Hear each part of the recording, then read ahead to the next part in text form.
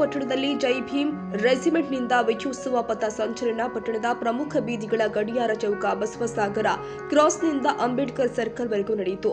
ಸ್ವಯಂ ಪ್ರೇರಿತವಾಗಿ ಭೀಮಾ ಕೊರೆಂಗ ವಿಜಯೋತ್ಸವ ಪಥ ಸಂಚಲನ. 500ಕ್ಕೂ ಹೆಚ್ಚು ಜನಸಂಖ್ಯೆ ಸೇರಿದ್ರು. ಪಟ್ಟಣದ ಪ್ರವಾಸಿ ಮಂದಿರದಲ್ಲಿ ಪಥ ಸಂಚಲನಕ್ಕೆ ಚಾಲನೆ ಕೊಟ್ಟು ಮಾತನಾಡಿದ ವಿಜಯೋತ್ಸವ ಸಮಿತಿ ಅಧ್ಯಕ್ಷ ಆರ್ ಮಾನಸಯ್ಯ, ಶತಶತಮಾನಗಳ ಸಿಟ್ಟನ್ನ ಸಿಡಿ ಮದ್ದಾಗಿಸಿಕೊಂಡು ಸಿದ್ದುನಾಕ ನೇತೃತ್ವದಲ್ಲಿ ಯುದ್ಧ ಗೆದ್ದ ಭೀಮಾ ಕೊರೆಂಗ ಯುದ್ಧ ವೀರರನ್ನ ನೆನೆದೆ ಹೋದ್ರೆ ಚರಿತ್ರೆ ಕ್ಷಮಿಸಿತು.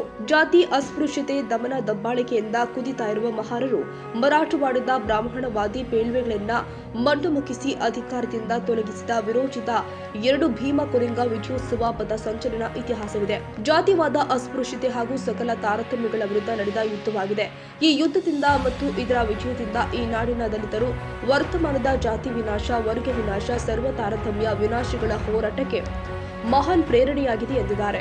ಈ ಸಂದರ್ಭದಲ್ಲಿ ಮುಖಂಡರು ಆದ ಎಚ್.ಎನ್. ಬಡಿಗೇರ, ಎಚ್.ವಿ. ಮುರಾರಿ, ಪಾಮಯ್ಯ ಮುರಾರಿ, ಪ್ರಭುಲಿಂಗ ಮೇಗಳಮನಿ, ದಾನಪ್ಪ ಮಸ್ಕಿ, ನಿಂಗಪ್ಪ ಪರಂಗಿ, ಶರಣಪ್ಪ ಹುನಕುಂಟಿ, ಸಂಜೀಪ ಚಲವಾದಿ, ಆದೇಶ ನಗನೂರು, ಶಿವಪ್ಪ ಮಾಚನೂರು, ವಿಶ್ವಕ್ರಾಂತಿ ಗೆಜ್ಜಲಘಟ್ಟ, ಚಿದಾನಂದ, ಶರಣಪ್ಪ ಶಾಲಿ, ದುರ್ಗಪ್ಪ ಅಗ್ರಹಾರ ಸೇರಿ ನೂರಾರು ಕಾರ್ಯಕರ್ತರು ಉಪಸ್ಥಿತರಿದ್ದರು.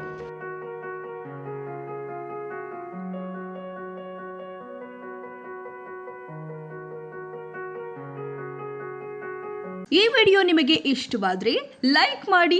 ಇನ್ನಷ್ಟು ಹೀಗೆ ಆಸಕ್ತಿದಾಯಕ ವಿಡಿಯೋಗಳನ್ನು ಪಡೆಯಲು ನಮ್ಮ NTV ನ್ಯೂಸ್ ಚಾನೆಲ್ ಅನ್ನು ಸಬ್ಸ್ಕ್ರೈಬ್ ಮಾಡಿ. ಪಕ್ಕದಲ್ಲಿ ಇರುವ ಬೆಲ್ ಐಕಾನ್ ಅನ್ನು ಒತ್ತಿ.